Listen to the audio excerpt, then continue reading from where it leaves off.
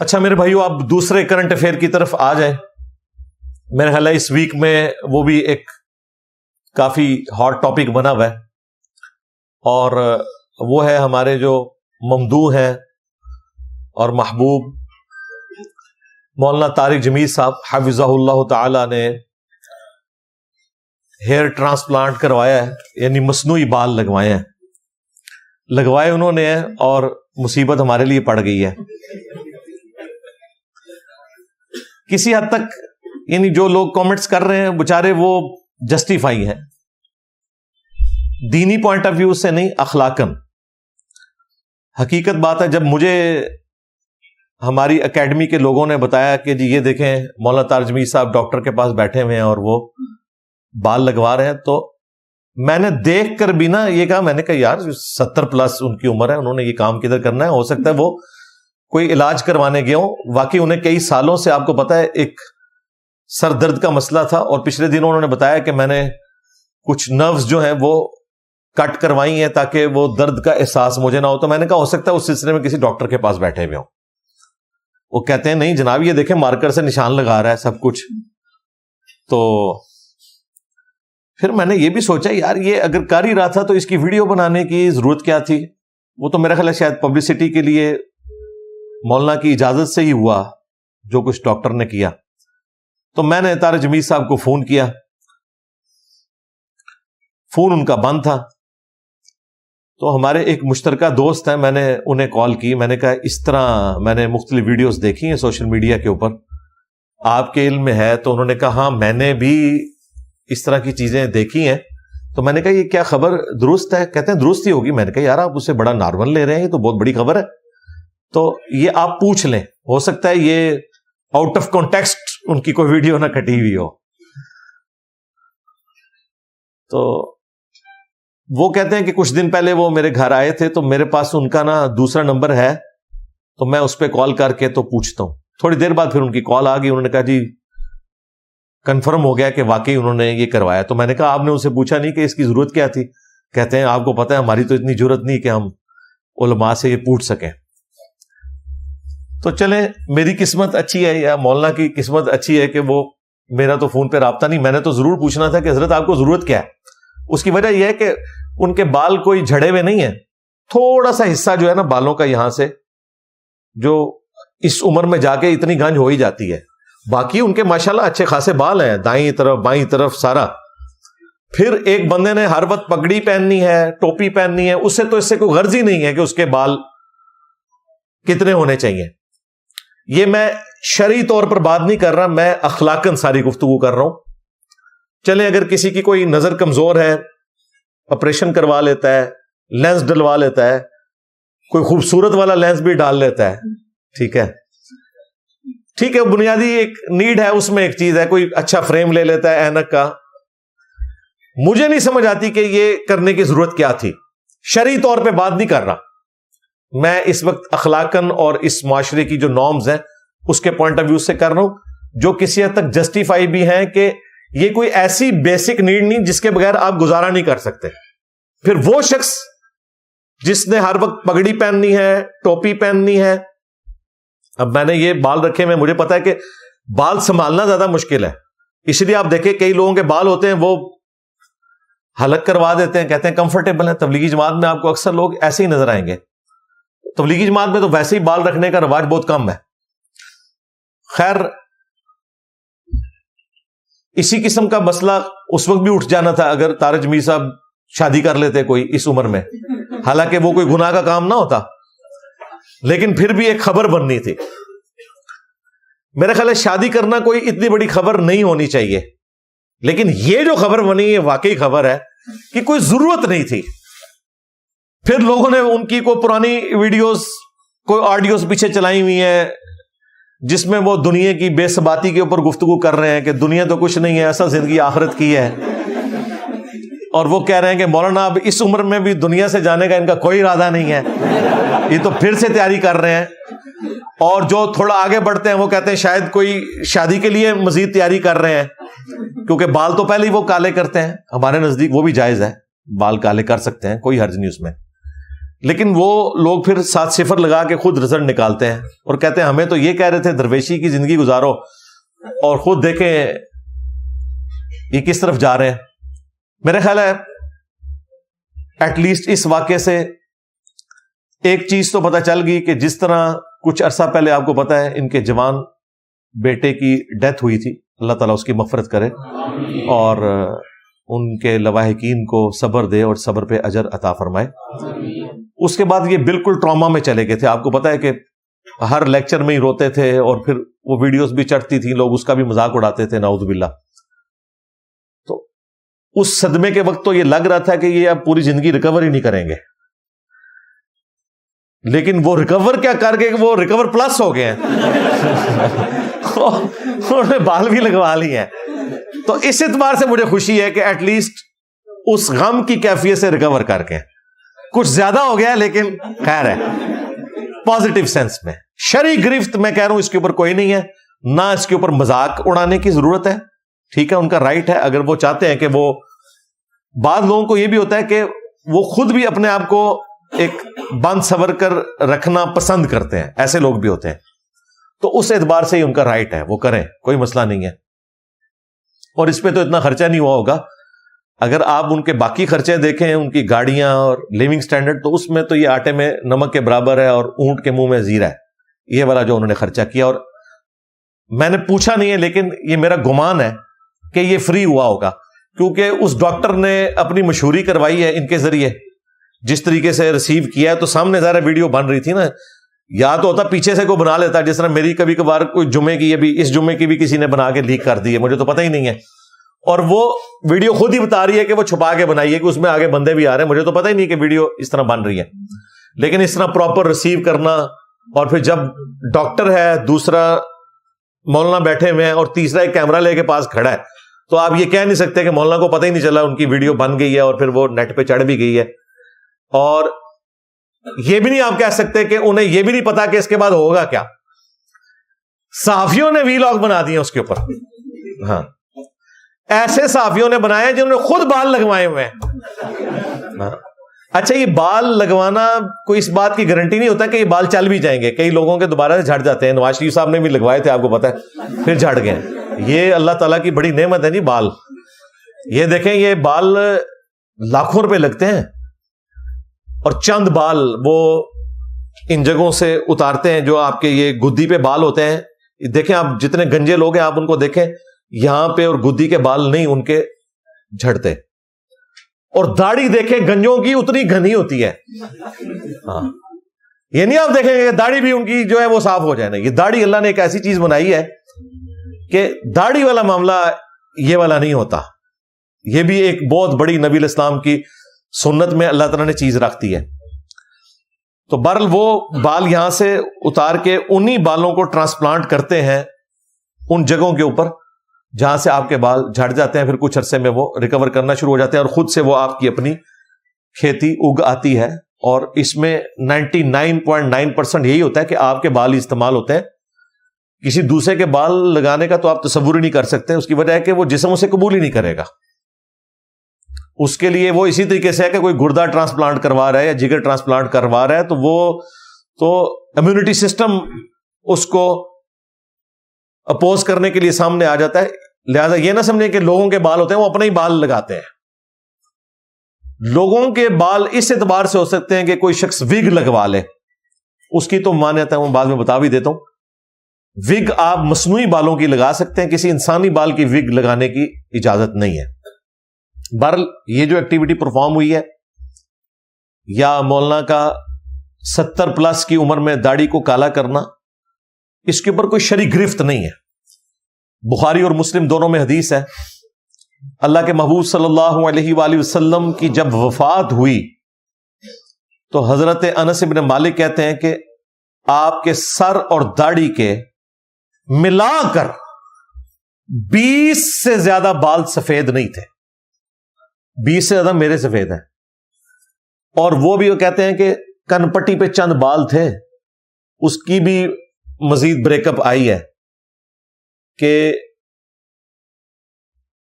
8 یا 10 بال جو ہے وہ آپ علیہ السلام کی داڑھی مبارک کے تھے اور اتنے ہی سر مبارک کے سفید تھے، اور وہ بھی کن پٹی پہ. یعنی نبی علیہ السلام اپنی وفات تک جو 61 ایئرز آپ کی ایج ہے سولر اعتبار سے جو ہم گنتے ہیں، یہ جو 63 ایئرز ملتا ہے وہ لیونر ہے، چاند کے اعتبار سے. ہمارے جو چل رہے ہیں اس کے اعتبار سے آپ کی عمر مبارک 61 ایئرز تھی. 61 ایئرز میں بھی نبی علیہ السلام کی داڑھی اور سر کے بال کالے ہی تھے. یہ معجزہ تھا، اور یہ اس بات کا ثبوت ہے کہ کالے بال خوبصورتی کی علامت ہے. نبی علیہ السلام کو یہ معجزہ حاصل تھا. باقی لوگ اسے اچیو کرنے کے لیے داڑھی کو کالا کر لیتے ہیں. بہتر تو ہے کہ آپ مہندی استعمال کریں، ریڈ کریں. بخاری مسلم میں حدیث ہے، نبی علیہ السلام نے کہا کہ یہود و نصارہ کی مخالفت کرو، وہ داڑیاں رنگتے نہیں، تم داڑیوں کو رنگو. لیکن یہ نبی علیہ السلام کا حکم داڑھی کو رنگنے کا فرض یا واجب کے درجے میں نہیں ہے، صرف افضلیت اور غیر افضلیت کا ہے، اور وہ بھی پرسن ٹو پرسن ویری کرتا ہے.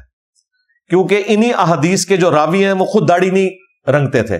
جابر بن عبداللہ کے بارے میں مسند علی ابن الجاد میں آتا ہے کہ وہ سفید داڑھی رکھتے تھے، حالانکہ وہ خود راوی ہیں کہ داڑھیوں کو رنگنا یہ بہتر ہے. خود مولا علی علیہ السلام کے بارے میں المستدرک للحاکم میں آتا ہے،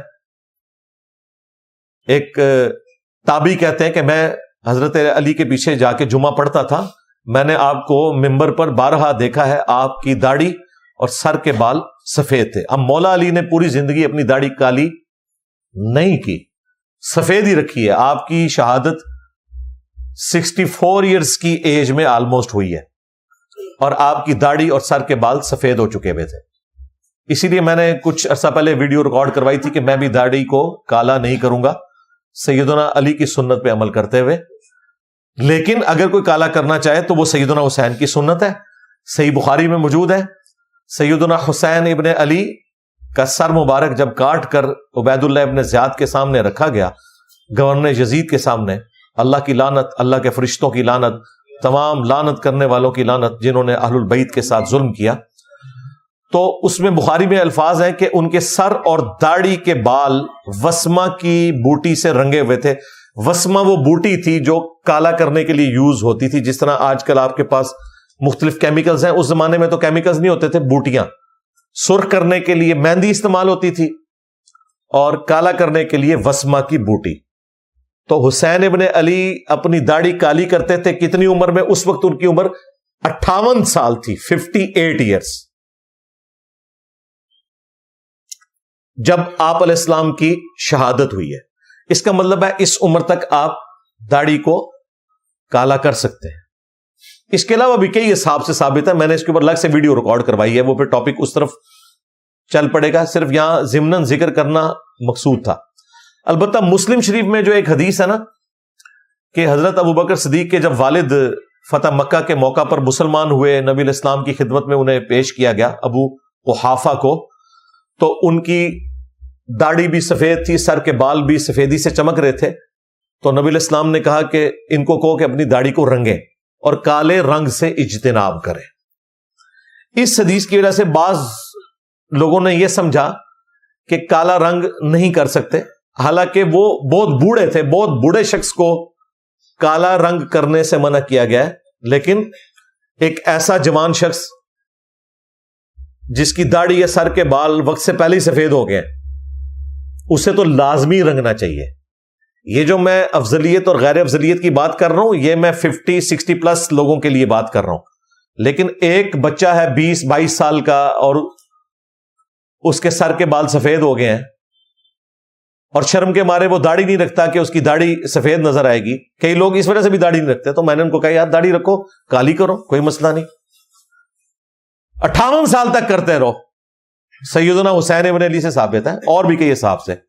حضرت حسن ابن علی کے بارے میں بھی المعجم الکبیر طبرانی میں آتا ہے، وہ بھی داڑھی رنگتے تھے. اب یہ جو حدیث ہے جس میں ممانعت آئی، وہ بہت بوڑھے شخص کے لیے ہے. ظاہر ہے اس کو تو ضرورت بھی نہیں ہے کہ ایک 80-90 سال کا بندہ ہے اور وہ داڑھی کو کالا کر رہا ہے، وہ اور رنگ سے کرے. البتہ وہ جو ایک حدیث ہے سنن نبی داؤد کے اندر، نبی علیہ السلام نے کہا کہ قرب قیامت میں ایسے لوگ آئیں گے جو کبوتر کے پوٹوں کی طرح سیاہ رنگ سے رنگیں گے، یعنی ان کی یعنی داڑھی اور سر کے بال وہ رنگ رہے ہوں گے جس طرح کبوتر وائٹ ہوتا ہے اور اس کا پیٹ کالا، یعنی وہ داڑھی کی طرح نظر آ رہا ہوتا ہے، اور وہ جنت کی خوشبو بھی نہیں پائیں گے۔ میرے خیال میں تو یہ مولویوں کے بارے میں ہے جو علماء سو ہے۔ ہاں ظاہر ہے کہ وہ اس قسم کا دین پھیلا رہے ہیں کہ جس دین کی اسلام میں کوئی گنجائش نہیں ہے۔ اس حدیث کی وجہ سے بعض لوگوں نے یہ سمجھا کہ جو داڑھی رنگتا ہے وہ جنت کی خوشبو نہیں پائے گا، حالانکہ اس حدیث کا یہ مطلب نہیں تھا۔ اس حدیث میں ان لوگوں کی نشانی بتائی گئی ہے کہ جو جنت کی خوشبو نہیں پائیں گے، نہ کہ اس عمل کی وجہ سے وہ جنت کی خوشبو نہیں پا رہے ہوں گے۔ مثال کے طور پر صحیح بخاری صحیح مسلم میں آیا کہ خوارج کی نشانی یہ ہے کہ سر منڈائیں گے۔ اب اس کا یہ مطلب نہیں کہ جو سر منڈائے گا وہ خارجی ہو جائے گا، ورنہ رائے ونڈ والے تو سارے خارجی ہو جائیں گے، بریلوی کہتے بھی ہیں ہاں، ستھن چھوٹی گردن موٹی، ہاں جی، گلے توا سر تے استرا کرواؤ ٹینڈ تے چلو رائے وینڈ۔ ہاں وہ کہتے ہیں کہ شلوار چھوٹی ہے گردن موٹی ہے اور سر پہ استرا کر۔ یہ شعر ہمیں بچپن میں ظاہر ہم بھی بریلوی تھے تو ہمیں یاد کروائے گئے تھے، یہ شعر یاد ہے، پرانی کوئی شاعری کبھی یاد آ جاتی ہے۔ تو سر منڈانا خوارج کی نشانی ہے، اس کا یہ مطلب نہیں کہ جو سر مونڈے گا وہ خارجی ہو جائے گا، سمجھ رہے؟ کیونکہ مولا علی علیہ السلام بھی خود سر مونڈتے تھے۔ سنن نبی داؤد میں یہ حدیث موجود ہے، جس جگہ یہ حدیث موجود ہے نا، یعنی سنن نبی داؤد میں کبوتر کے پوٹوں والی، اسی ابو داؤد میں حدیث موجود ہے کہ مولا علی کہتے ہیں جب سے میں نے نبی علیہ السلام سے سنا کہ جس شخص کے غسل میں بال خشک رہ گئے تو انہیں عذاب دیا جائے گا، تو وہ کہتے ہیں میں نے اپنے سر کے ساتھ دشمنی کی، میں نے اپنے سر کے ساتھ دشمنی کی، میں نے اپنے سر کے ساتھ دشمنی کی اور سر کے بال منڈوا دیے۔ ظاہر ہے اس زمانے میں پانی بھی ایشو تھا، آج کل تو وہ ایشو نہیں ہمارے لیے۔ وہاں تو نہانے کے لیے بھی پانی کئی کلومیٹر سے بھر کے لانا پڑتا تھا، اس میں بالوں کا اہتمام کرنا ہمارا تو بڑا آسان ہے، شاور ہے، جتنے مرضی لمبے بال ہوں دھونے میں پرابلم نہیں ہوتا۔ تو سیدنا علی خود سر منڈایا کرتے تھے۔ حضرت علی کے مخالفین خوارج ہیں، ہم خوارج سے نفرت ہی اس لیے کرتے ہیں کہ وہ حضرت علی کے مخالف تھے، جبکہ حضرت علی خود بھی سر منڈاتے تھے۔ اس کا مطلب ہے سر منڈانے والا خارجی نہیں ہوتا، بلکہ خارجیوں کی ایک نشانی سر منڈانا ہے، اور وہاں پر بھی ایک خاص طبقے کی نشانی ہے جو جنت کی خوشبو نہیں پائے گا۔ میں نے آپ کو بتا دیا وہ مولویوں کے بارے چاہیے، علماء سو کے بارے میں، نہ کہ اس عمل کی وجہ سے وہ جنت کی خوشبو نہیں پائے گا۔ اور یہ جو میں تفسیر بیان کر رہا ہوں، یہ اس امت میں بڑے بڑے ائمہ نے اس حدیث کی شرح میں لکھا ہوا ہے۔ امام ابن ابی عاصم نے بھی یہی بات لکھی، فتح الباری میں نقل کی ہے ابن حجر اسقلانی نے، 3 صدی ہجری کے اندر بہت بڑے اہل سنت کے امام ہیں۔ اس کے بعد امام ابن جوزی 597 ہجری میں فوت ہوئے، جنہوں نے یزید کی مذمت میں کتاب لکھی تھی، انہوں نے تو باقاعدہ پوری بحث کی ہے، الموضوعات جو کتاب ہے اس میں، اور اس میں باقاعدہ انہوں نے مینشن کیا ہے کہ یہ کن لوگوں کا ذکر ہو رہا ہے۔ اس سے مراد یہ نہیں ہے کہ جو بھی داڑھی کالی کرے گا تو نعوذ باللہ وہ اسی کیٹیگری میں فال کرے گا، انہوں نے اس ٹاپک کو کھول کر بیان کیا ہے۔ البتہ ایک حدیث سنن نبی داؤد میں جو لوگ پیش کرتے ہیں کہ نبی صلی اللہ علیہ وآلہ وسلم نے فرمایا کہ جس کی داڑھی اسلام کی حالت میں سفید ہوتی ہے اللہ تعالیٰ اس سے حیا فرماتا ہے، اور آپ نے فرمایا کہ سفید بال داڑھی کے مت اکھاڑو، ہر بال کے بدلے میں ایک نیکی ملے گی قیامت کے دن، اور اللہ کی طرف سے نور عطا ہوگا اور گناہ بھی معاف ہوں گے۔ یہ بالکل صحیح حدیث ہے۔ اس حدیث کا یہ مطلب نہیں کہ داڑھی کے بال سفید رکھنے چاہیے، مراد یہ ہے کہ جو شخص اسلام پہ چلتا رہا یہاں تک کہ اس کی داڑھی سفید ہو گئی، بھلے وہ بعد میں ریڈ بھی کر لے، لیکن اس کی داڑھی اسلام کی حالت میں سفید ہوئی ہے، یعنی وہ بوڑھا ہو گیا اسلام پہ چلتے چلتے، یہ اس کے لیے فضیلت ہے۔ یہ نہیں ہے کہ اگر کوئی داڑھی رنگتا ہے تو قیامت والے دن اسے سفید داڑھی کے اوپر کوئی اجر نہیں ملے گا کہ بھی چونکہ اس نے رنگ کیا ہوا تھا۔ اللہ کے نزدیک تو یہ کوئی فرق والی چیز نہیں ہے نا۔ مراد یہ ہے کہ وہ بڑھاپے کی عمر کو پہنچ گیا تو ہر بال کے بدلے اللہ تعالیٰ اسے نیکی دے گا، اس کے گناہ معاف ہوں گے. سر اور داڑھی دونوں کے بال لاکھوں میں نیکیاں، بشرطے کہ کوئی دین پہ چلتے ہوئے اس لیول تک پہنچ جائے. اب سورۃ النساء کی ایک آیت ہے جس کے کانٹیکسٹ میں بعض لوگوں کو مغالطہ لگتا ہے کہ سر پہ ہیئر ٹرانسپلانٹ کروانا یا ویگ رکھ لینا یا دانت سیدھے کرنے کے لیے بریسز لگوانا یا کسی کا دانت ٹوٹ گیا اور وہ سونے کا دانت لگوا لے، تو لوگ یہ سمجھتے ہیں کہ یہ تمام چیزیں جو ہیں وہ نیچر کو بدل رہی ہیں. اسی طریقے سے پلاسٹک سرجری بعض اوقات ضروری ہو جاتی ہے. یہ فیشنوں والی پلاسٹک سرجری کی بات نہیں کر رہا. کسی کی کھال جل جاتی ہے، ایکسیڈنٹ میں بعض اوقات چھل جاتی ہے تو پلاسٹک سرجری کرنی پڑتی ہے. یہ سب چیزیں فطرت کو بدلنے میں نہیں آتی بلکہ فطرت کو اوریجنل حالت میں لانے میں شمار ہوتی ہیں. لہذا وہ جو آیت ہے سورۃ النساء کی آیت نمبر 119 وَلَآمُرَنَّهُمْ فَلَيُغَيِّرُنَّ خَلْقَ اللَّهِ، شیطان نے کہا تھا کہ میں انسانیت کو ابھاروں گا، وہ تیری بنائی ہوئی تخلیق کو بدلیں گے. اس کیٹیگری میں یہ چیزیں فال نہیں کرتی. اس کیٹیگری میں وہ چیزیں فال کریں گی جو واقعتاً نیچر کو بدلنا ہے. جس طرح صحیح بخاری میں آیا، ان عورتوں پر لعنت جو مردوں کی مشابہت کریں، ان مردوں پر لعنت جو عورتوں کی مشابہت کریں. یہ ہے نیچر کو بدلنا. صحیح مسلم میں آتا ہے کہ امہات المومنین نے حضور کی وفات کے بعد اپنے بال کٹوا دیے تھے اور کندھوں تک کر لیے تھے، کیونکہ عورت نے زینت کس کے لیے کرنی؟ خامند کے لیے. تو نبی علیہ السلام تو دنیا سے چلے گئے، وہ امت کی مائیں ہیں، تو امہات المومنین نے بال چھوٹے کروا دیے تھے. اس حدیث سے کئی ایک رزلٹ نکلے. ایک تو یہ کہ عورت بال کٹوا سکتی ہے لیکن اتنے کہ وہ شولڈر سے نیچے نیچے رہے. مرد زیادہ سے زیادہ اتنے رکھے گا کہ شولڈر کے اوپر ٹچ کریں، اس سے نیچے کرے گا تو عورتوں کی مشابہت ہے. عورتیں اس سے کم کریں گی تو مردوں کی مشابہت ہو جائے گی. دوسرا، ہمیں لینتھ کا پتہ چل گیا کہ عورت اور مرد کے بالوں کی لینتھ کتنی ہونی چاہیے. یہاں آپ دیکھیں وہ کئی صوفی ہیں اتنے لمبے لمبے بال رکھے ہوئے، لعنت ہی کھٹتے ہوئے ہونا. اس طرح کے بال رکھنے کی تو اجازت نہیں ہے اسلام کے اندر. باقی جہاں پہ جینون ضرورت پڑے وہاں پہ آپ یہ ساری ایکٹیویٹیز پرفارم کر سکتے ہیں. جامع ترمذی اور ابو داؤد میں حدیث ہے، ایک صحابی کی ناک کٹ گئی کسی جنگ کے اندر نا، تو نبی علیہ السلام نے انہیں حکم دیا کہ وہ چاندی کی ناک بنوا کے لگا لیں. ظاہر اب ناک کٹی ہو تو انسان بدصورت نظر آتا ہے.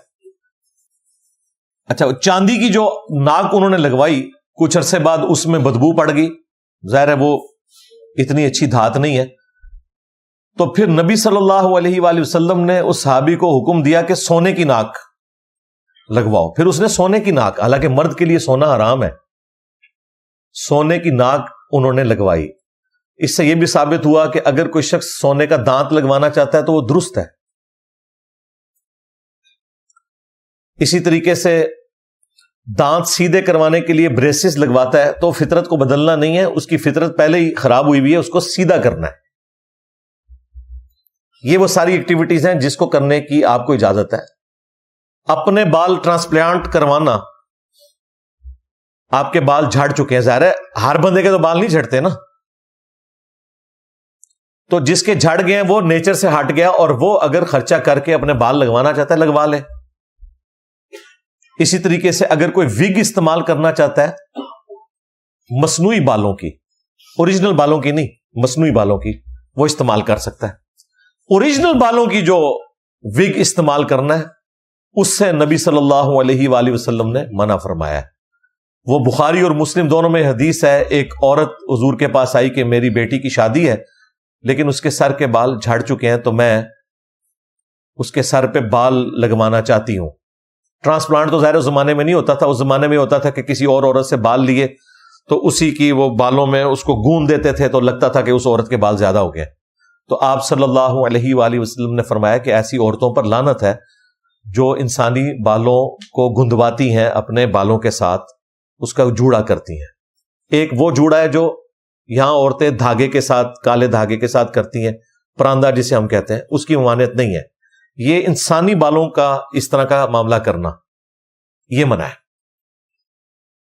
حتیٰ کہ بخاری اور مسلم میں ایک اور حدیث ہے، حضرت معاویہ رضی اللہ تعالیٰ عنہ اپنے دور ملوکیت میں مدینہ شریف آئے حج کے موقع پر، تو ظاہر اس وقت وہ حکمران تھے، انہوں نے ایک اتنی لمبی چٹیا پکڑی ہوئی تھی انسانی بالوں کی، اور انہوں نے مسجد نبوی میں خطبہ دیا کہ تمہارے علماء کدھر چلے گئے ہیں؟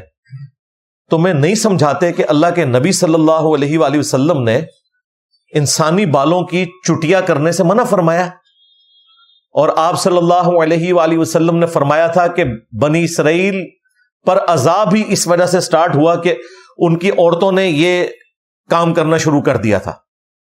یعنی وہ خام خواہ کی ایک مصنوعی زینت بنانی شروع کر دی تھی، دنیا پرستی میں پڑ گئے، اور اس کی وجہ سے آہستہ آہستہ وہ مردوں کو اٹریکٹ کرنے کے لیے، نامحرم مردوں کو اٹریکٹ کرنے کے لیے اپنی اس زینت کے ساتھ، بالوں کے ساتھ، تو الٹیمیٹلی وہ عذاب میں مبتلا ہو گئے.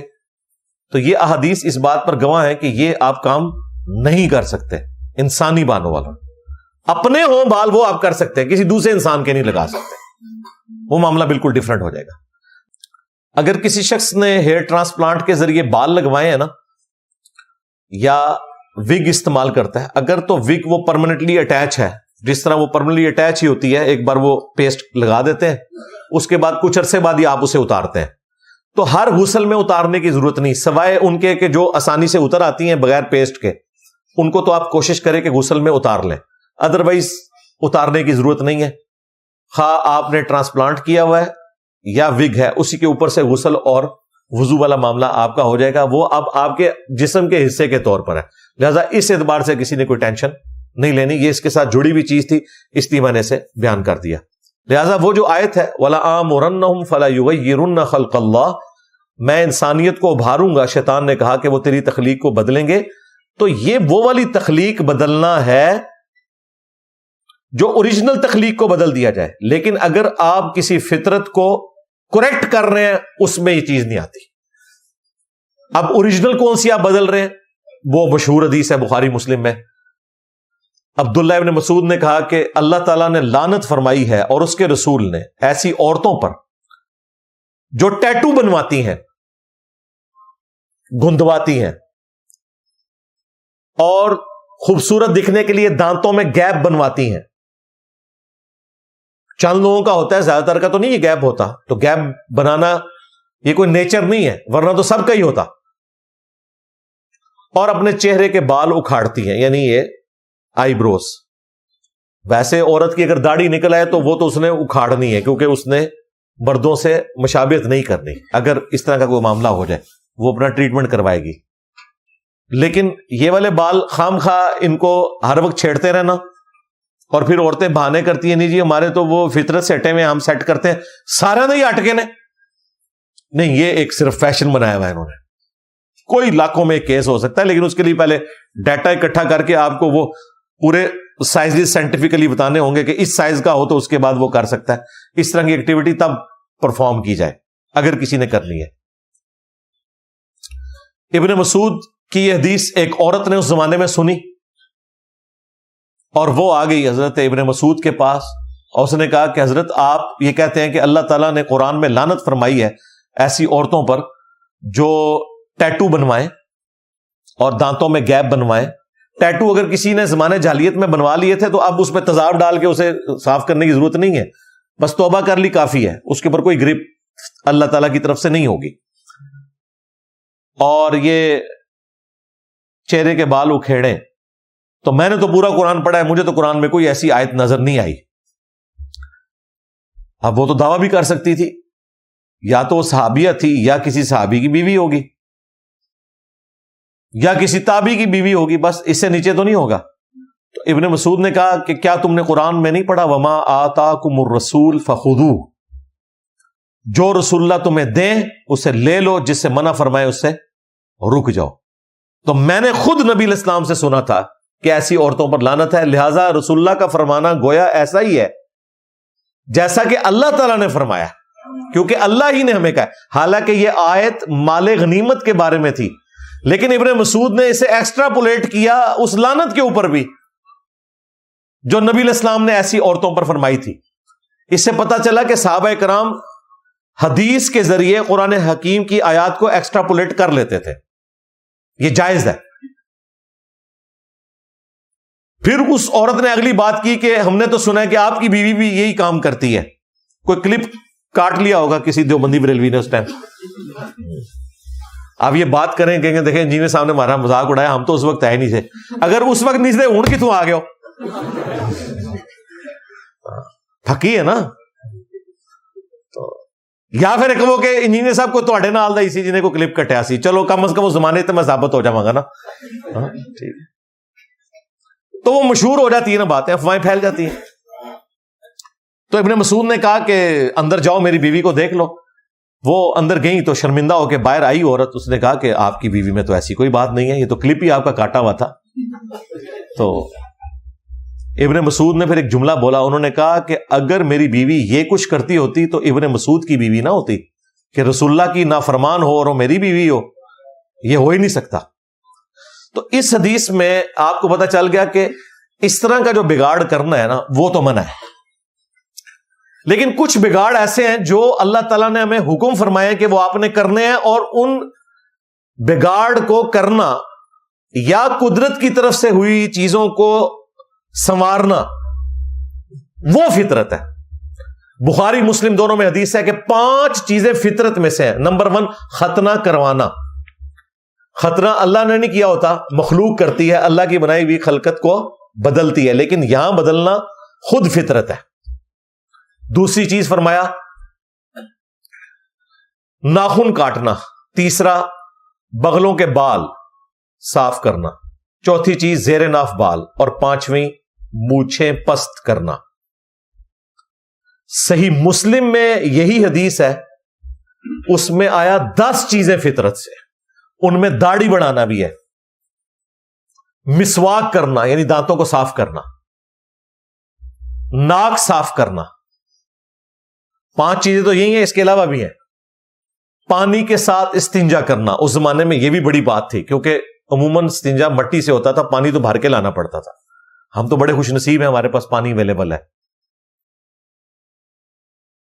اور مسلم شریف میں ہی ایک اور حدیث ہے کہ نبی علیہ السلام نے غیر ضروری بالوں کے لیے, ناخن کاٹنے کے لیے 40 دن کی مدت مقرر فرمائی ہے کہ 40 دن کے اندر آپ نے ایک دفعہ یہ کام ضرور کرنا ہے.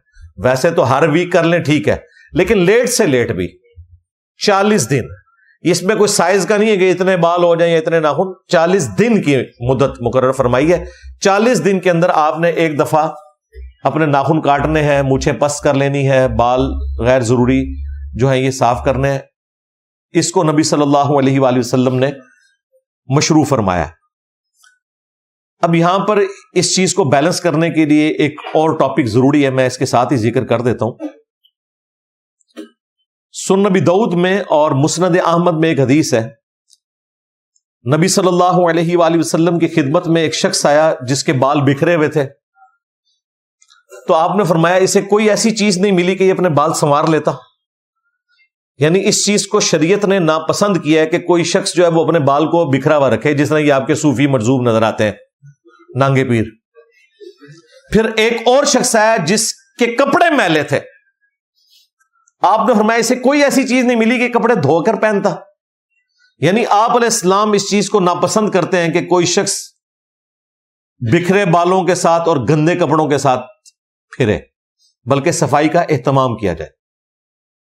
اسی کو سپورٹیو ایک اور حدیث ہے سنن نبی داؤد میں اور مسند احمد میں. آپ صلی اللہ علیہ وآلہ وسلم کے پاس ایک شخص آیا جس کی حالت بتا رہی تھی کہ بیچارہ بہت غریب ہے. آپ نے پوچھا تیرے پاس کتنے اونٹ ہیں؟ اس نے بتایا جی اتنے اونٹ. بکریاں بھی بے شمار. گائے؟ اس نے کہا اتنی. غلام تھے اس کے اپنے. آپ نے فرمایا تیری حالت تو نہیں بتا رہی, اگر اللہ نے تجھے اتنی نعمتیں دی ہیں تو ان نعمتوں کا اثر تیرے اوپر نظر بھی آنا چاہیے. گگڑا بن کے تو نا پھر. تو اس چیز کو پسند فرمایا گیا کہ اللہ تعالیٰ کی نعمتوں کا اثر آپ کے اوپر نظر آئے. ایک اور حدیث ہے جامعہ ترمذی میں, نبی صلی اللہ علیہ وآلہ وسلم نے فرمایا کہ اللہ تعالیٰ جب کسی کو نعمتوں سے نوازتا ہے تو اس چیز کو پسند فرماتا ہے کہ ان نعمتوں کا اثر اس کے اوپر نظر آئے. فضول خرچی نہ ہو، لیکن اس طرح بھی جان بوجھ کے ایکٹنگ کرنا کہ اپنے آپ کو غریب شو کرنا، یہ بھی ناپسندیدہ ہے. سادگی ایک الگ سے چیز ہے. وہ بھی حدیث ہے جامعہ ترمذی میں ہی کہ جو شخص استطاعت کے باوجود مہنگا لباس دنیا میں ترک کر دے گا تو اللہ تعالیٰ قیامت کے دن اسے جنتی حلہ پہنائے گا کہ اس شخص نے دنیا میں بہت مہنگا لباس جو یہ پہن سکتا تھا میری وجہ سے ترک کیا. مہنگا لباس ترک کرنا یہ پسندیدہ ہے، لیکن گندے کپڑے پہننا یا اتنا تھرڈ کلاس لباس پہننا کہ لوگوں کو لگے کہ یہ پتہ نہیں اللہ تعالیٰ نے اس کے اوپر کون سا عذاب نازل کیا ہوا ہے، تو پھر اللہ کو تو غصہ صحیح آنا نا کہ میں نہ کچھ دیتا ہے اور انہیں اپنی حالتیں بنائی ہے. یا تو سب کچھ اللہ کو دے دینا اور واقعی فقر کی زندگی میں آ جائے، پھر تو سمجھ آتی ہے. خود جوڑا ہوا ہے اور اپنی حالت یہ بنائی ہوئی ہے، وہ چیز اللہ تعالیٰ کو پسند نہیں ہے. لیکن دوسری طرف یہ بھی یاد رکھیے گا، ابو داؤد میں ایک حدیث ہے، دنیا میں جس نے شہرت کا لباس پہنا قیامت کے دن اللہ تعالیٰ اسے ذلت کا لباس پہنائے گا. ہاں یہ بھی ہے، جان بوجھ کے ایسا لباس پہننا کہ آپ لوگوں میں نمایاں نظر آئیں. ہاں یہ بھی بعض لوگوں کو شوق ہے. آپ یہ مولویوں کو دیکھیں نا، ایک سے ایک ون سمنا مولوی ایسی ایسی کرنس کی پگڑیاں پہن کے آتے ہیں، ان میں پتہ نہیں کیا کچھ، پھر اوپر گوٹے پہنے ہوئے ہوتے ہیں اور اللہ معافی دے کیا حالت بنائی ہوئی ہوتی ہے. یہ نعت خانوں کو آپ دیکھ لیں، یقین کریں لگتا ہے کہ پورے وہ ایکٹر ہیں. وہ بیوٹی پارلر سے تیار ہو کے آتے ہیں، باقاعدہ سرخی پاؤڈر سارا کچھ لگایا ہوتا ہے. وہ کیمرے میں پتہ چل جاتا ہے کہ یار اس نے کیا حرکت کی ہوئی ہے. تو یہ شہرت کا لباس ہے نا، لوگوں کو دکھانے کے لیے نا. اور ایک اور حدیث ہے سنن ابی داؤد میں، من تشبہ بقوم فہو من، جس نے جس قوم کی مشابہت اختیار کی وہ انہی میں شمار کیا جائے گا. یعنی آپ کسی بھی دوسری قوم کی مذہبی مشابہت اختیار نہیں کر سکتے. کوئی مسلمان اپنے ہاتھوں میں کڑا نہیں ڈال سکتا جس طرح سکھ ڈالتے ہیں. کوئی مسلمان اپنے ماتھے پر سندور نہیں لگا سکتا جس طرح ہندو لگاتے ہیں. کوئی مسلمان اپنے گلے میں سلیو نہیں لٹکا سکتا جس طرح کے کرسچن لٹکاتے ہیں. اور نہ ایسا کوئی لباس پہن سکتا ہے جو کسی کی مذہبی علامت ہے. یہ پینٹ شرٹ ٹائی یہ مذہبی علامتیں نہیں ہیں، یہ سب لوگ پہنتے ہیں. مذہبی علامتیں جو ہیں وہ یہ ہیں، سلیب لٹکانا. اگر ٹائی مذہبی علامت ہوتی تو ویٹیکن سٹی کے پوپ نے ٹائی لگائی ہوتی، اس نے تو کبھی ٹائی نہیں لگائی ہوئی. کبھی دیکھا ہے؟ سلیو لٹکائی ہوئی ہوتی ہے.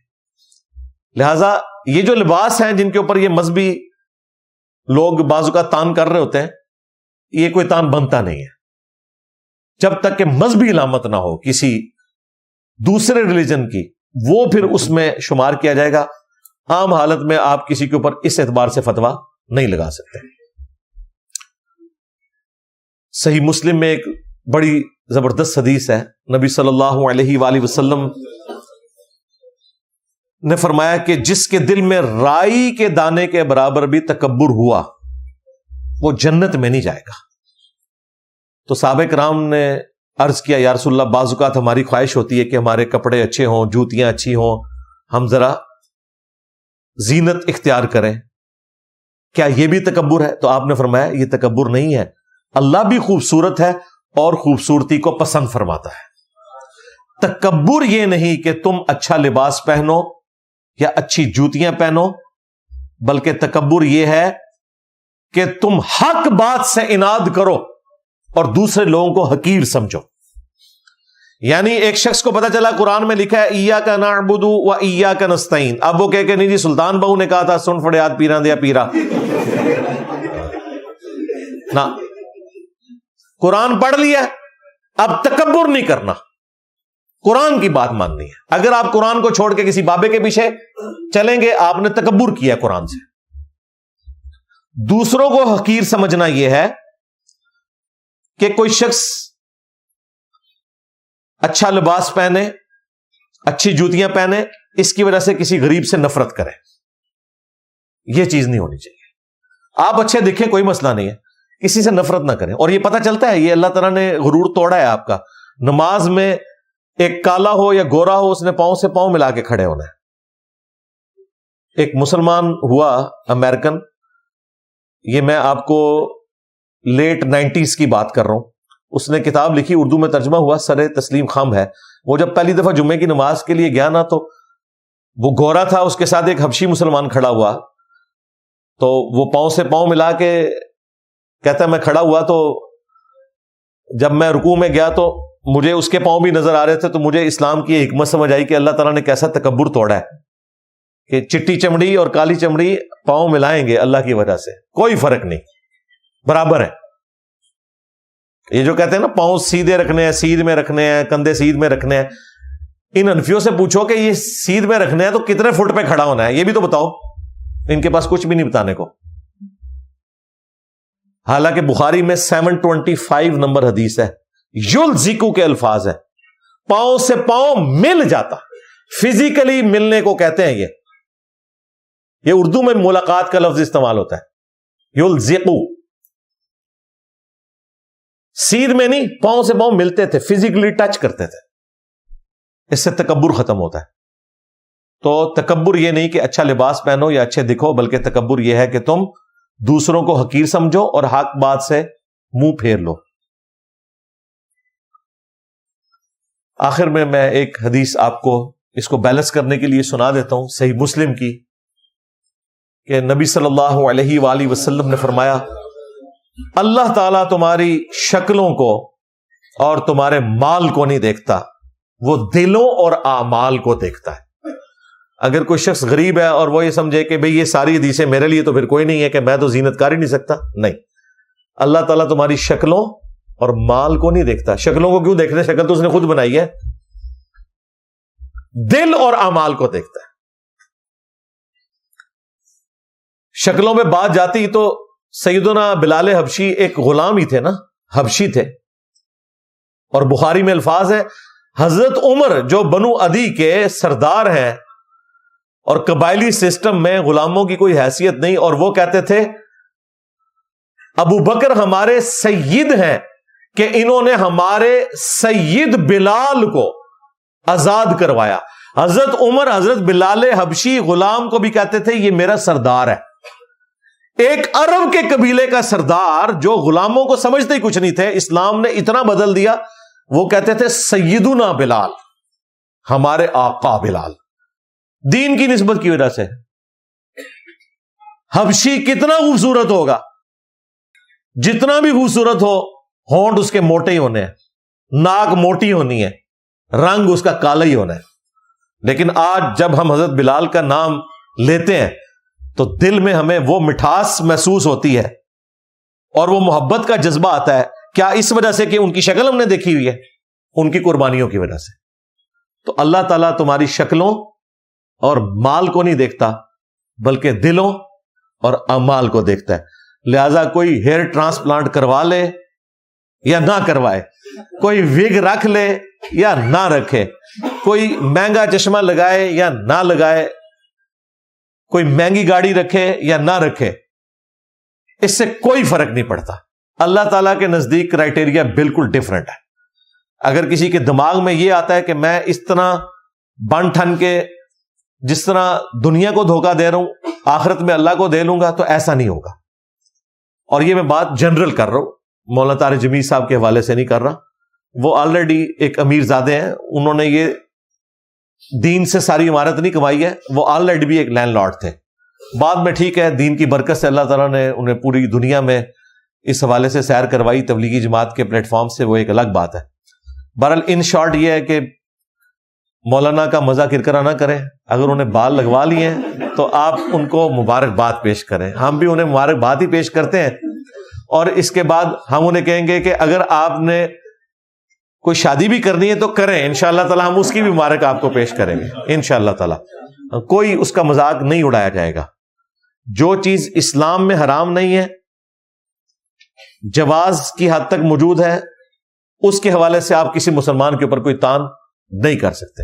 لہٰذا میں ان تمام لوگوں کو جنہوں نے نیگیٹو کامنٹس کیے، یا ان صحافیوں کو جنہوں نے اس چیز کو بنیاد بنا کے ان کے اوپر پھپتیاں کسی، انہیں سمجھاؤں گا کہ آپ یہ والی حرکت نہ کریں کہ آپ ایک وہ چیز جو اسلام میں حرام نہیں ہے اس اعتبار سے کسی کا مذاق اڑانا شروع کر دیں۔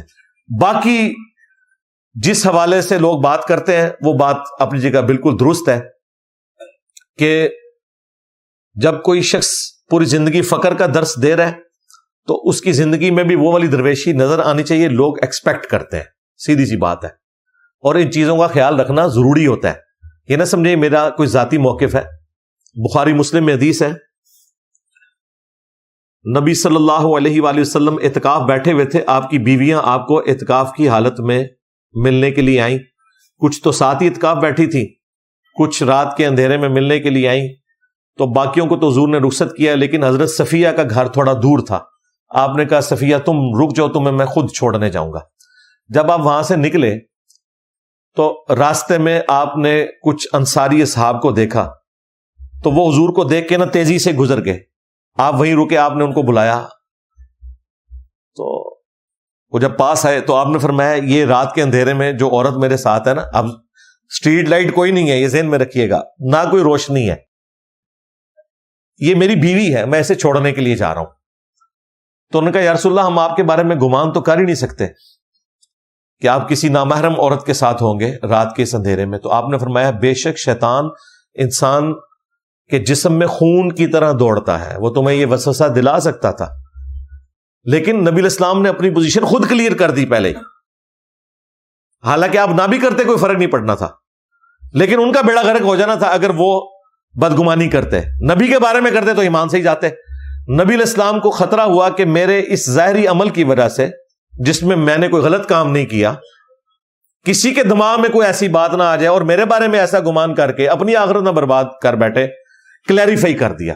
لیکن یہاں آپ کو مولوی جمعوں کے خطبوں میں یہ تو کہتے ہوئے سنائی دیں گے کہ حضرت عمر سے جمعے کے خطبے میں حضرت سلمان فارسی نے پوچھ لیا تھا کہ تمہارا یہ لباس کیسے سلا, مال غنیمت میں تو ہر شخص کو ایک چادر ملی تھی, تمہارا تو قد لمبا ہے. تو انہوں نے کہا میرا بیٹا جواب دے گا. عبداللہ ابن عمر نے کہا کہ میں نے اپنے حصے کی چادر دی تھی. یہ جس ممبر سے آپ کو مولوی بیان کر رہا ہوتا ہے نا, جیسے یہ واقعہ مکمل کرے آپ نے وہیں کھڑے ہونا ہے, کہنا جی میں بھی سلمان فارسی کی سنت پہ عمل کر رہا ہوں, اور تو بھی حضرت عمر علی سنت پہ عمل کر. ہاں 10 تو 5 سال پہلے سائیکل تے آیا سا, تنخواہ تیری 30,000 ہے, خرچہ تیرا روزانہ کا 30,000 ہے, تو نے گاڑی رکھی ہوئی ہے, تو یہ بتا اللہ کا اتنا فضل کہاں سے ہے تیرے پہ؟ چندے سے کھا رہا ہے ظاہر ہے, اور کہاں سے کھا رہا ہے؟ اگر یہ حضرت عمر کے ماننے والے ہوئے نا تو برا نہیں مانیں گے, نہ آپ کو کہیں گے کہ جی آپ بعد میں کمرے میں تشریف لے آئیں, اور کمرے بالکل نہیں جانا, پینٹی لاندے جے. انہوں کو تقریریں باہر کر دے ہوتے, جواب دیں دو کمرے اندر. جنہیں تقریر کی ہے وہیں پہ جواب دو کہ تمہارا یہ لیونگ سٹینڈرڈ کہاں سے آیا. تو واقعی جب ہم ایسے لوگوں سے درویشی کی باتیں سنیں, اب ہمارے باپا جانی ایکس مرشد دیکھیں نا, وہ سبز تکیے, میں نے پگڑی تو رکھ لی ہے, مجھے اس دن ایک بھائی کہہ رہے تھے 2 تکیے بھی رکھ لو, تو چنڈے بھی چک لو. تو وہ خود کہتے ہیں میں غبارے بیچتا تھا, میں جھاڑو بیچا کرتا تھا. اس کے بعد بھائی دنیا میں کون سی ایسی تبدیلی آئی ہے, کوئی ان کے گھر تیل کا کنواں نکل گیا ہے, کوئی سونے کی کان دریافت ہو گئی ہے, بس دین کی وجہ سے سب کچھ ہوا ہے. یہ ساری بہاریں آپ کو جو نظر آ رہی ہیں دین کی وجہ سے نظر آ رہی ہیں. اللہ کا فضل سارا اسی دین سے ہی کھایا ہے. ہاں, تو ایسے لوگوں کو اپنا سٹیٹس کلیئر کرنا چاہیے جنہوں نے دینی کیریئر سے یہ ساری چیزیں بنائی ہیں. یہ فرق ہے علماء حق میں اور علماء سو میں, سیدھی سی بات ہے. یہ بات کرنا بڑا آسان ہے, لیکن پریکٹیکلی جب آپ کو جسٹیفائی کرنا پڑ جائے تو منہ سے جھاگ چھوٹنی شروع ہو جاتی ہے, اور ساتھ بیٹھے ہوئے جو مریدین ہے نا, سب سے پہلے وہ میدان عمل میں اتر آتے ہیں کہ آپ کو جی مفتی صاحب سے بات کرنے کی تمیز ہی نہیں ہے, آپ کو حضرت صاحب سے بات کرنے کی تمیز نہیں ہے. یہ ایک جملہ انہوں نے رٹا ہوا ہے, جس وقت چاہتے ہیں یہ پھینک دیتے ہیں تاکہ ماتی ماری جائے. سیدھی سی بات ہے. صلو علی محمد وآل محمد, اللہم صلی علی محمد وعلی آل محمد واصحاب محمد وازواج محمد وامت محمد اجمعین الی یوم الدین, آمین.